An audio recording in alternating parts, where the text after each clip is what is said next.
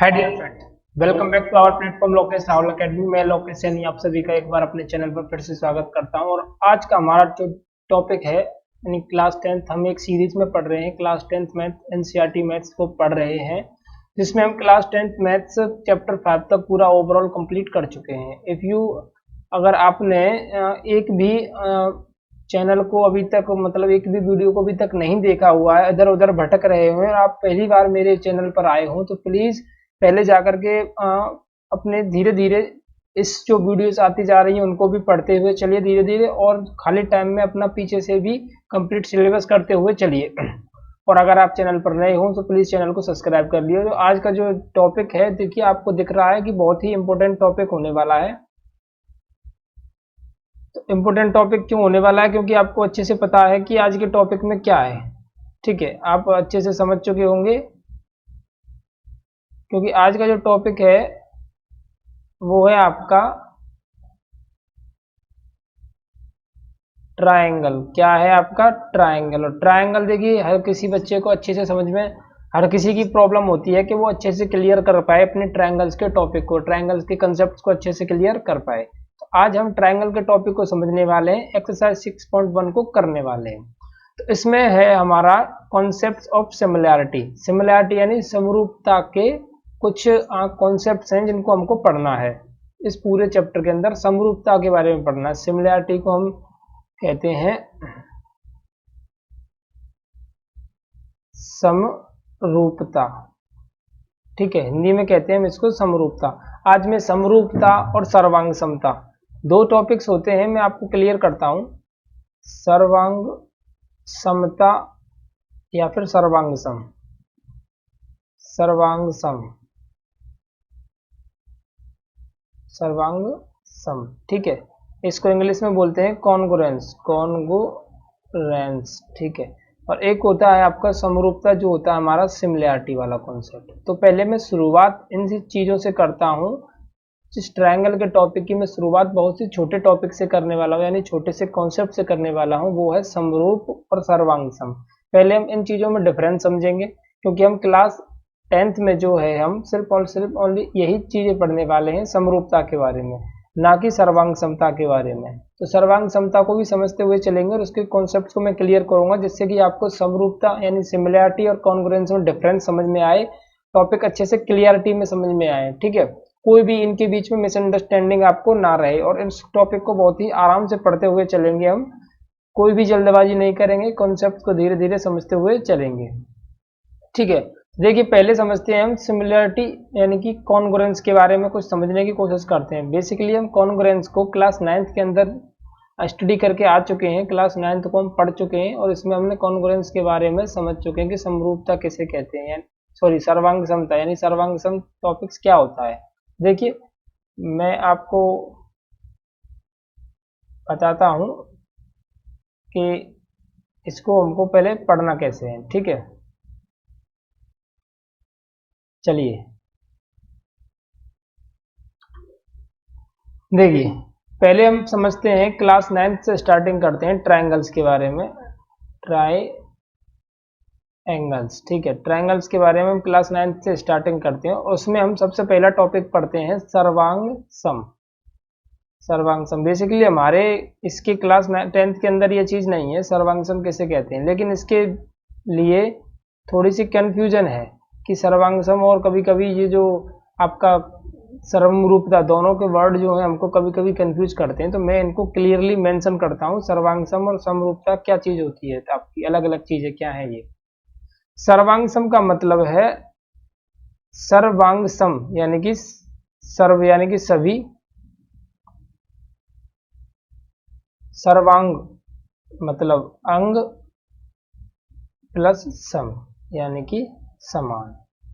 यानी कि कोई भी एक ऐसी आकृति, कोई भी दो आकृति जो आपस में कोरिलेट करनी है हमको कि दोनों सर्वांग सम होंगी या नहीं होंगी, तो सर्वांग सम का सीधा सीधा फंडामेंटल ये कहता है कि सर्व अंग समान, यानी कि जितने भी हमको अंग दिए हुए हैं उस फिगर के अंदर, वो आपस में सभी बराबर होने चाहिए। ठीक है, shape and size, shape and size मतलब आकृति में और माप में सब में बराबर होने चाहिए। यानी कि जैसे मैं एक ट्रायंगल बनाता हूँ, ठीक है, ये बनाया मैंने 4 3 5 का, ठीक है। दूसरा भी ट्रायंगल अगर मैं बनाऊंगा तो वो 4 3 5 का भी होना चाहिए। इसका मतलब आकृति भी बराबर होनी चाहिए। ट्रायंगल के बारे में बात कर रहा हूँ तो ट्रायंगल ही होना चाहिए दूसरा वाला भी, ठीक है। और माप भी, माप मतलब इन दोनों की जो साइजेस हैं 4 का 4, 5 का 5, 3 का 3 होना चाहिए, ठीक है। तो दोनों साइज भी बराबर होने चाहिए और आकृति भी बराबर होनी चाहिए। तब हम कैसे कहेंगे कि ये दोनों जो आकृतियां हैं एक दूसरे में सर्वांग सम है। सर्वांग सम है। सर्वांग सम का सीधा सीधा मतलब यही होता है कि ऐसी आकृति जो साइज में और माप में दोनों में आपस में बराबर होती हैं, वो आपकी सर्वांग सम आकृतियां कहलाती हैं। That's it. और इसके अंदर इसमें कुछ भी नहीं है सर्वांग सम के अंदर, कि हमको सर्वांग सम के अंदर क्या पढ़ना है क्या नहीं पढ़ना है, ठीक है। अब थोड़ा सा आगे की ओर बढ़ते हैं और समझते हैं हम कि आपके समरूप, सिमिलैरिटी, सिमिलियर या फिर समरूपता, समरूपता, सिमिलैरिटी, ठीक है। इस चीज को समझते हैं अब हम। तो ये क्या है समरूपता का? तो देखिए इसमें सीधा सीधा आपको दिख रहा है समरूप, यानी कि सम मतलब होता है आपका समान और रूप मतलब होता है आपका जिसकी शेप की बात कर रहे हैं हम, शेप, ठीक है। समान रूप की जो आकृतियां होती हैं वो आपकी सर्वांग समरूप कहलाती हैं। क्या कहलाती हैं? समरूप कहलाती हैं। चाहे उनकी माप बराबर हो या ना हो, बराबर माप बराबर यानी कि उनके साइज से कोई डिफरेंस नहीं है हमारे पास में, यानी साइज का कोई भी मतलब नहीं बताता है समरूप हमको। समरूप हमको ये नहीं बताता है कि उनका साइज इनलार्ज होना चाहिए कि स्मॉल होना चाहिए, दैट्स इट, कुछ भी नहीं बताता है इसके बारे में। हमको सिर्फ इतना बताता है समरूप के रूप में समान होनी चाहिए, वो आकृतियां समरूप कहलाती हैं। उसके आगे जब हम थोड़ा थोड़ा से और आगे की ओर बढ़ते हैं तो हमें पता चलती है कि कौन कौन सी कंडीशंस भी होती हैं जिनके अंदर ये समरूप होती हैं। फर्स्ट ऑफ ऑल हम यही समझेंगे कि समरूप किसे कहते हैं। तो समरूप वो होते हैं जिनके रूप समान होते हैं, जिन आकृतियों के रूप समान होते हैं, साइज समान हो, साइज समान हो सकते हैं अथवा नहीं भी, अथवा नहीं, यानी कि साइज समान हो भी सकते हैं और नहीं भी हो सकते हैं। That's it. इसमें यही चीजें हैं कि समरूप क्या कहलाते, समरूप को क्या कहते हैं? समरूप यानी कि समान रूप की आकृतियां, साइज बड़ा हो छोटा हो इससे कोई फर्क नहीं पड़ता है। मैं एग्जांपल्स दूंगा आपके लिए। और सर्वांग सम जिसमें आपको सभी अंग समान होने चाहिए और सेम आकृति होनी चाहिए। ऐसा नहीं कि ट्रायंगल के बारे में बात कर रहे हैं और आप सर्कल का कंपैरिजन करा रहे हो कि ट्रायंगल और सर्कल एक दूसरे में सर्वांग सम होंगे। That's it. ये गलत बात है कि सर्कल के साथ में सर्वांग सम होगा, वो भी सेम रेडियस के साथ, ठीक है। और ट्रायंगल के साथ होगा, वो भी सेम आपकी साइड्स के साथ, क्योंकि सर्वांग सम सभी अंग समान होने चाहिए, साइज में भी और आकृति में भी।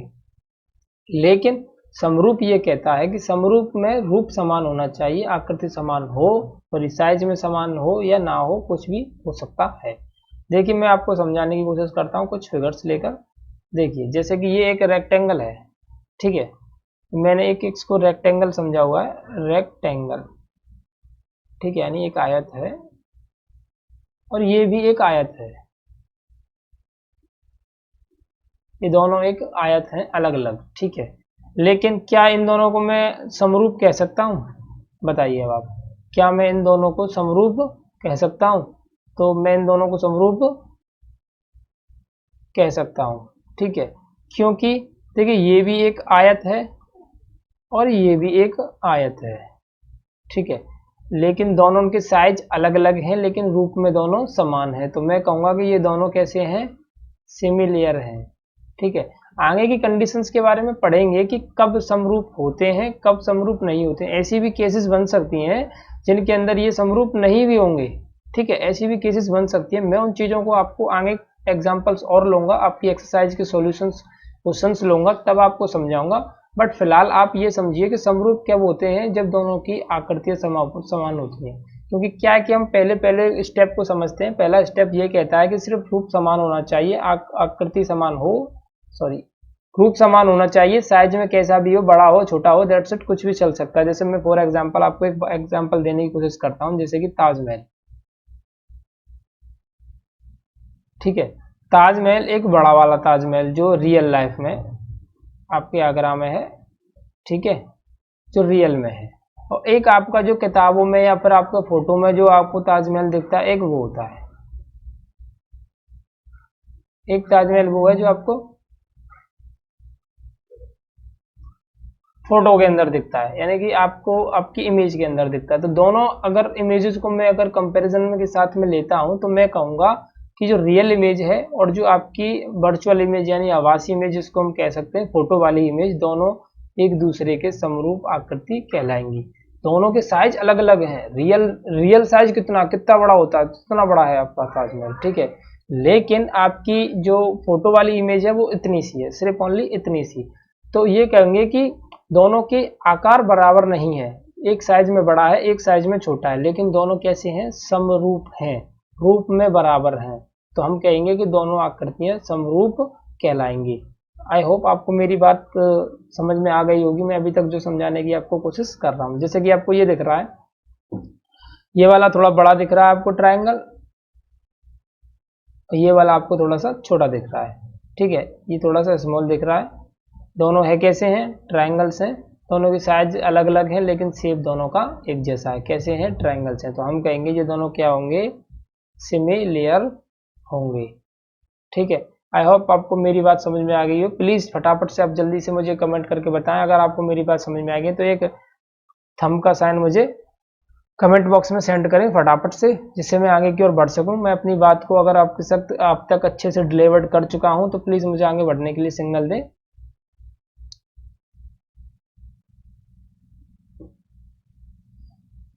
ये चश्मा ये जो है कंप्यूटर की आंखों, जो कंप्यूटर की जो रेजेस होती हैं उनसे बचने के लिए, क्योंकि कुछ दिनों से मैंने अभी मंगाया हुआ है पहले, जिससे मैं डायरेक्टली अपनी डायरेक्ट वीडियो बनाता था इस तरीके से, तो मुझे आंखों में दर्द होने लगा था। इस वजह से मैंने इसको मंगाया हुआ है, जिससे कि प्रोटेक्शन होता है यूवी रेज से, और कुछ नहीं है, इसे एज ए प्रोटेक्शन के लिए लगाया हुआ है मैंने। सो आई होप, चलिए आगे बढ़ते हैं और देखते हैं अगला टॉपिक क्या कहना चाहता है हमारा। ठीक है, सिमिलैरिटी के बारे में पढ़ते हैं। सिमिलैरिटी क्या चीज़ है, कॉन्ग्रुएंस को मैं मिटा देता हूं क्योंकि अब मैंने कॉन्ग्रुएंस को आपको समझा दिया है। तो कॉन्ग्रुएंस वाले टॉपिक को मैं खत्म कर देता हूं यहाँ से, क्योंकि कॉन्ग्रुएंस हमारे क्लास 10th के अंदर नहीं है। क्लास 9th के अंदर हम कॉन्ग्रुएंस समरूपता को पढ़कर आ चुके हैं। अब सिमिलैरिटी के बारे में कुछ समझते हैं। अब मैंने आपसे कहा था कि कौन कौन से केसेस में ट्रायंगल, रेक्टेंगल या जो भी आपकी जो चार भुजाओं वाली आकृति होती है, फॉर एग्जाम्पल चतुर्भुज, क्या होती है आपकी, चतुर्भुज। चतुर्भुज क्या होता है, कभी इनके कुछ केसेस होते हैं कि इनके अंदर ही ये आपके चतुर्भुज आपस में क्या कहलाएंगे, क्या कहलाएंगे, चतुर्भुज आपस में एक दूसरे के समरूप कहलाएंगे। कुछ केसेस होते हैं, कुछ बातें होती हैं जिनको हमको ध्यान से इनके अंदर फॉलो करना होता है। अगर भी उसके अंदर फॉलो हो रही है तो हम कहेंगे कि ये दोनों एक दूसरे के समरूप हैं। ये जरूरी नहीं है, ठीक है, देखते हैं समझते हैं।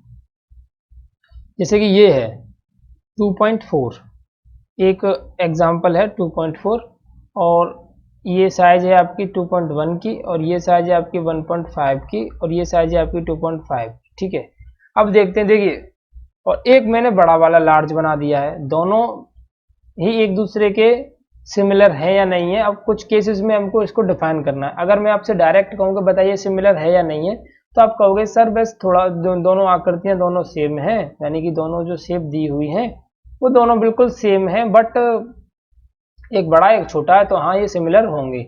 लेकिन कुछ कुछ केसेस में हमको ये चीज़ें अंडरस्टैंड करनी होती हैं कि हाँ मैं कह भी सकता हूँ कि ये सेम नहीं होंगे, यानी ये सिमिलर नहीं होंगे। अब देखिए कब नहीं होंगे। देखिए ये दिया है आप 4.2.4, तो इसका ये दूना है 24 दूनी 48, 4.8। ठीक है, ये दिया हुआ है 2.1, तो ये दिया हुआ है 4.2। ठीक है, ये दिया हुआ है 1.5, तो ये दिया हुआ है 3.0।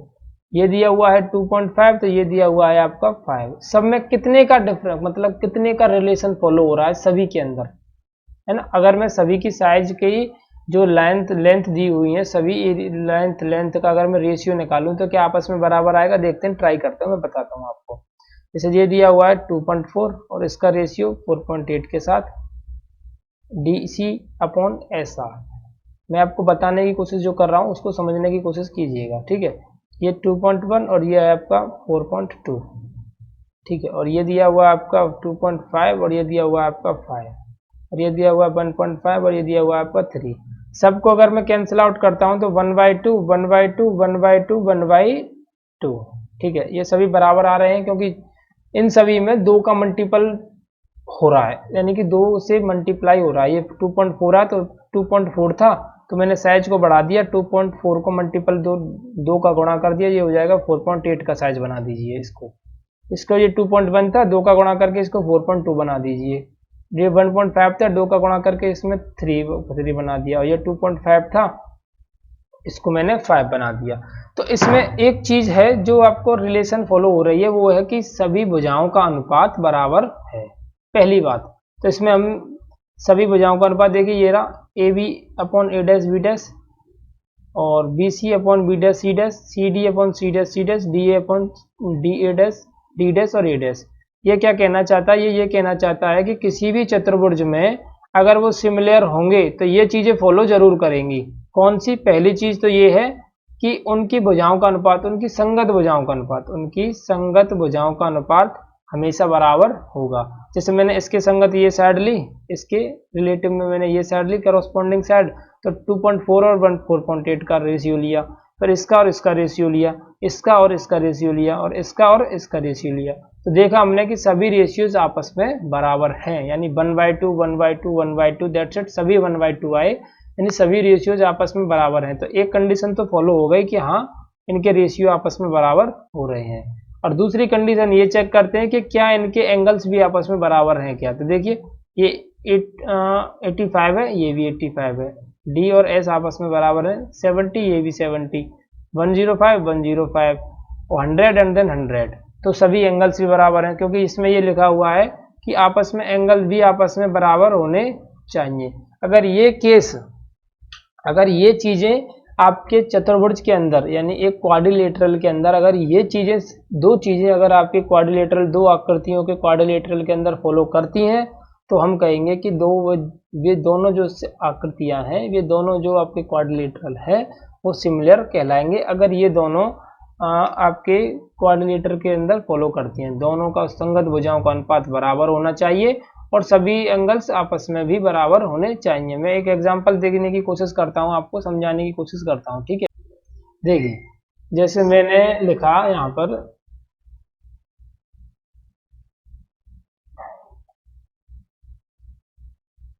जैसे मैंने लिखा एक मैंने शेप लिया इधर, ठीक है, 1 मिनट, मैंने एक शेप लिया है इधर, ये थोड़ा टेढ़ा बन गया है, मैं समझाने की कोशिश कर रहा हूँ आपको। एक ये है, एक ये है, दोनों शेप हैं, अलग अलग शेप हैं, मुझे नहीं पता ये किस तरीके के शेप हैं, पर मुझे इतना पता है कि सभी 90 डिग्री के एंगल्स पर हैं, ठीक है।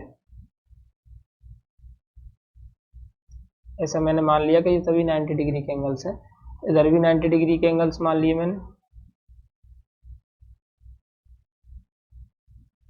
ठीक है।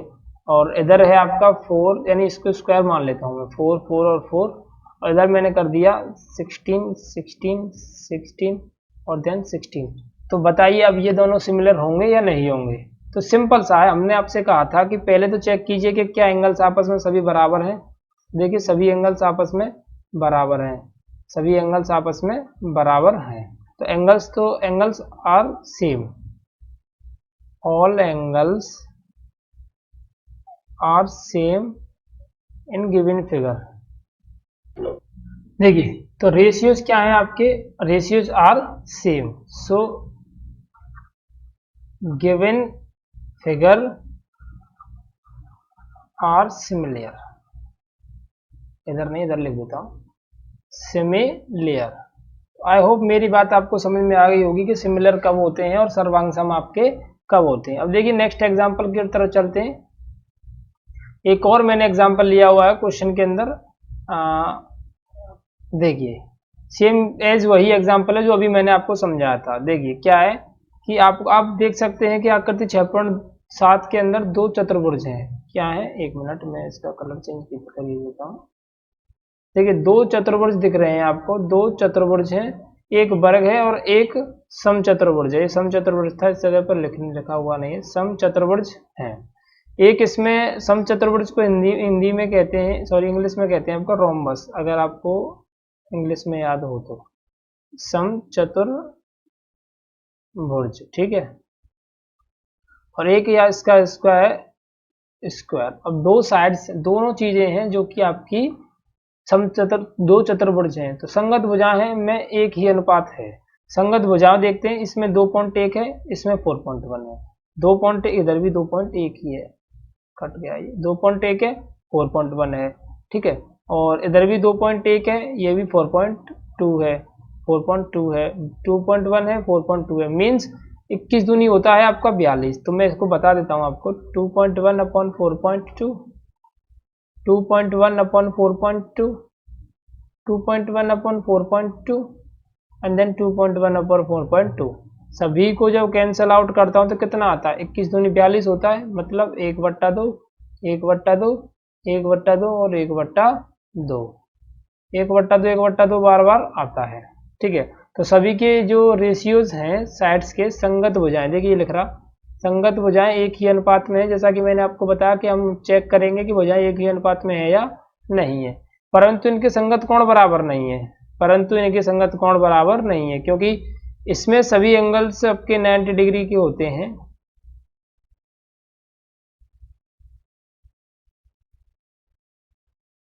इसमें लेकिन ये 90 डिग्री का नहीं दिया हुआ है, ठीक है, ये 90 डिग्री का एंगल बराबर बना हुआ नहीं है, परंतु इसके संगत कोण बराबर नहीं है। तो दोनों बहुभुज यानी दोनों जो चतुर्भुज हैं समरूप नहीं होंगे। समरूप की सिर्फ एक कंडीशन फॉलो हो रही है, दूसरी कंडीशन फॉलो नहीं हो पा रही है, जिस वजह से ये दोनों जो आकृति दी हुई है समरूप नहीं है। मैंने आपको बताया दो कंडीशंस होती हैं। पहली होती है कि आप इन दोनों में देखिए कि सभी एंगल्स आपस में समान है या नहीं है। एंगल समान होने के बाद फिर चेक कीजिए कि संगत भुजाओं का अनुपात बराबर है या नहीं है। अगर दोनों कंडीशंस में से एक भी कंडीशन अगर आपकी सेटिस्फाई नहीं होती है तो दोनों आकृतियां जो हैं समरूप नहीं होंगी। अगर कंडीशन सेटिस्फाई होती हैं तो दोनों आकृतियां आपकी समरूप होंगी। तो आई होप आप मेरी बात को अच्छे से समझ चुके होंगे। अब तक मैंने कई बार इस चीज़ को एक्सप्लेन कर दिया, समरूप किसे कहते हैं। फिर भी अगर कोई डाउट होता है तो प्लीज़ मुझे कमेंट करके ज़रूर बता दें, मैं एक बार और समझाने की अच्छे से कोशिश करूँगा, ठीक है। देखिए अब आपकी प्रश्नावली 6.1 के कुछ क्वेश्चंस दिए हुए हैं, यानी कुछ बेसिक्स क्वेश्चन है 6.1 में, क्योंकि 6.1 में ऐसा कुछ खास नहीं है। 6.2 के अंदर हम अच्छे से समझेंगे कि क्वेश्चंस को किस तरीके से करना चाहिए। और मैं वादा करता हूं अगर आपसे, अगर आप वीडियो को अच्छे से देख रहे हो, अगर आप वीडियो को पूरा कंप्लीट देख रहे हो, ठीक है, और वीडियो को कंप्लीट देखने के बाद में क्वेश्चन लगाने की प्रैक्टिस कीजिएगा, मैं आपको 100%, 101%, लोग तो 100% कहते हैं, मैं आपसे 101% कहता हूं कि आप अच्छे से क्लियर कर लोगे अपने ट्रायंगल्स को। अगर नहीं क्लियर होते हो तो अगर आपने चैनल सब्सक्राइब कर लिया है तो उसको अनसब्सक्राइब कर देना, बिल्कुल भी हिचकिचाना इसको अनसब्सक्राइब करने में अगर आपको क्लियर नहीं होता है तो। मैं आपसे ये वादा करता हूँ, मैं किस लिए हूँ इस जगह पर, इसीलिए तो आया हूँ। देखिए बच्चों की प्रॉब्लम्स होती हैं कि कुछ टॉपिक्स हैं जो अच्छे से टीचर एक्सप्लेन नहीं कर पाते हैं, तो मैं आपको उसको अच्छे से क्लियर ही समझाने की कोशिश करूंगा, अपनी तरफ से पूरा 101% देने की कोशिश करूंगा। आप अच्छे से वीडियो को देखिएगा, पूरा कंप्लीट देखिएगा, उसके बाद देखिएगा कि आपको समझ में आया कि नहीं आया। देखते हैं पहला क्वेश्चन क्या कहता है, सभी व्रत होते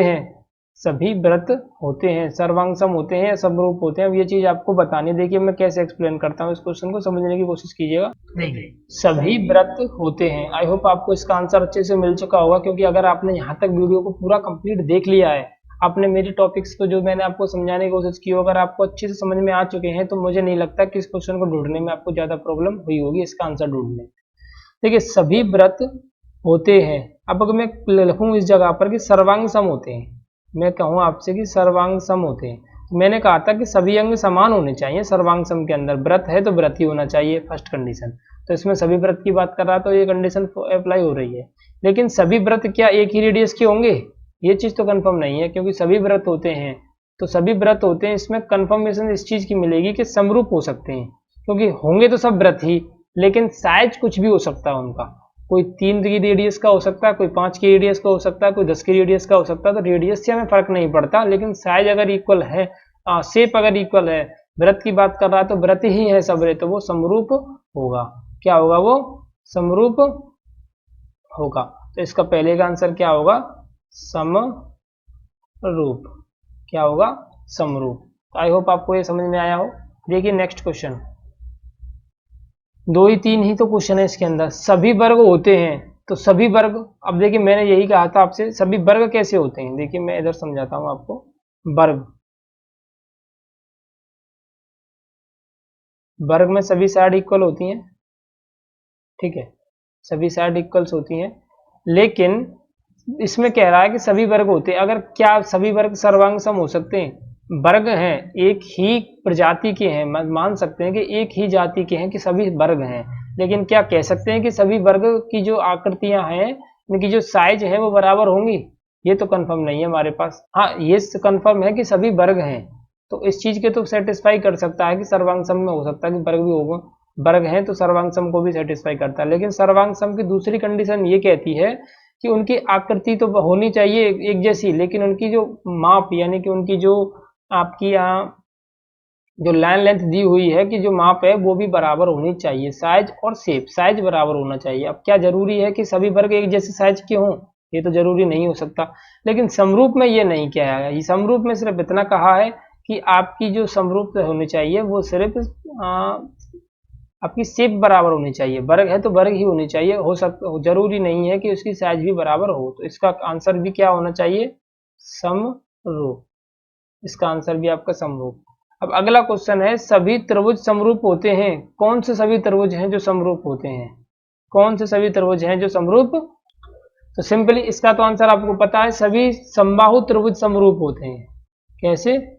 समबाहु त्रिभुज समरूप होते हैं, क्योंकि उनमें एंगल्स भी बराबर होते हैं, रेशियोज भी आपस में बराबर होंगे, कोई बड़ा हो सकता है कोई छोटा भी हो सकता है। तो ये आपके समबाहु त्रिभुज, सभी समबाहु त्रिभुज आपस में समरूप होते हैं। भुजाओं की समान संख्या वाले दो बहुभुज समरूप होते हैं यदि उनके संगत कोण, भुजाओं की समान संख्या वाले दो बहुभुज समरूप होते हैं यदि उनके संगत कोण कैसे हों, बराबर। मैंने अभी आपको बताया संगत कोण बराबर, संगत भुजाओं कैसी हों, बराबर अनुपात में होनी चाहिए, यानी कि समानुपाती होने चाहिए। सभी फिलिंग द ब्लैंक्स के आंसर आपको अच्छे से आ चुके हैं, कोई भी डाउट नहीं होना चाहिए। और आप अगर यहाँ तक वीडियो को कंप्लीट देख चुके हैं और अगर आपको अच्छे से समझ में आ रहा है तो प्लीज़, अगर आप चैनल पर नए हो तो प्लीज़ चैनल को सब्सक्राइब भी कर लीजिए। ज़्यादा टाइम नहीं लगाते किसी भी डिसीजन को लेने में, क्योंकि आपको यहाँ पर फ्री ऑफ कॉस्ट बहुत अच्छे से एक्सप्लेन किया जा रहा है, तो इससे ज़्यादा आपको क्या मिल सकता है। तो आप इसको इतना सोचने में समय मत लगाइए कि इसको चैनल को सब्सक्राइब करूँ या नहीं करूँ, फटाक देना सब्सक्राइब कर दीजिए, वीडियो को लाइक कर दीजिए। देखिए अब क्वेश्चन नंबर दूसरा, निम्नलिखित युग्मों के दो भिन्न भिन्न उदाहरण दीजिए। समरूप आकृतियों के उदाहरण दे दीजिए, दो अलग अलग, दो सर्कल्स बना दीजिए, या फिर इनमें से कोई उठा लीजिए। अब मैंने समरूप आकृतियां तो आपको बता दी, इसके एग्जांपल्स भी आप दे सकते हो। दो एग्जांपल्स देखिए मैंने आपको क्या बताए थे।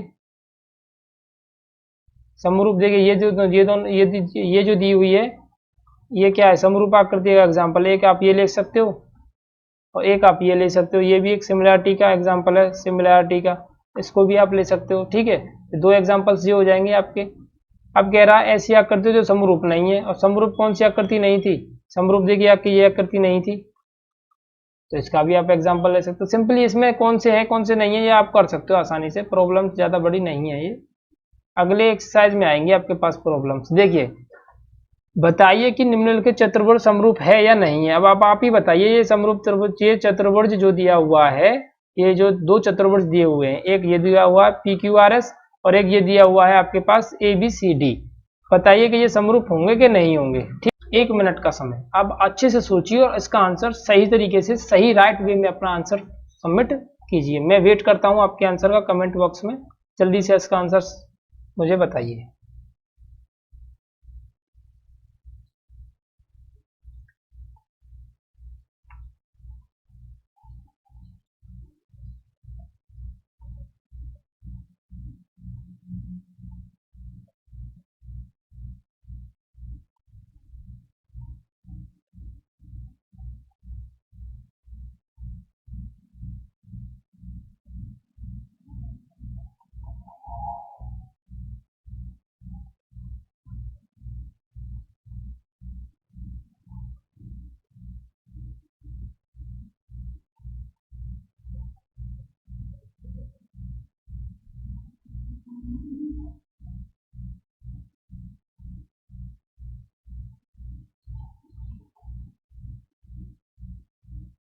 चलिए, तो यार इतना समय तो नहीं लगना चाहिए था आपको, और आप अच्छे से पढ़ रहे हो मेरे पास से, फिर भी आपको इतना समय लग रहा है समझने क्वेश्चन का आंसर देने में, तो मुझे बहुत मतलब एक गिल्टी फील होता है कि इतने अच्छे से एक्सप्लेन करने के बाद भी आप इतना समय दे रहे हो आंसर को देने में। देखिए आपको सिंपली दिख रहा है कि ये देखिए इसके रेशियोज तो समान होंगे, क्योंकि 1.5 दूनी होता है 3, तो दूनी का डिफरेंस है 1.5 दूनी 3, 1.5 दूनी 3, तो मतलब रेशियोज तो सभी समान है। लेकिन ये क्या है आपका 90 डिग्री, और ये क्या आपका 90 डिग्री है, नहीं है ना। तो जब एक कंडीशन सेटिस्फाई नहीं हो रही तो इसका समरूप नहीं होंगे। सिंपल आंसर, खत्म आंसर, इतना था और कुछ नहीं था। तो आई होप आपको ये समझ में आए हों। आज का जितना भी एक्सप्लेनेशन मैंने आपको दिया था, आई होप आपको क्लियरली मेंशन करके आपको अच्छे से समझ में आया हो। और प्लीज़ गाइस, जितनी आपके लिए मेहनत की जा रही है, तो आपका एक छोटा सा आपको काम करना है और कुछ भी नहीं करना है। वीडियो अगर आप एंड तक देख चुके हो तो प्लीज़ बिना सब्सक्राइब किए हुए मत जाइएगा, क्योंकि इसमें आपको एक जेन्युइन कंटेंट अच्छे से प्रोवाइड किया जा रहा है। तो मिलते हैं अगले वीडियो में 6.2 के साथ। Thank you for watching my video.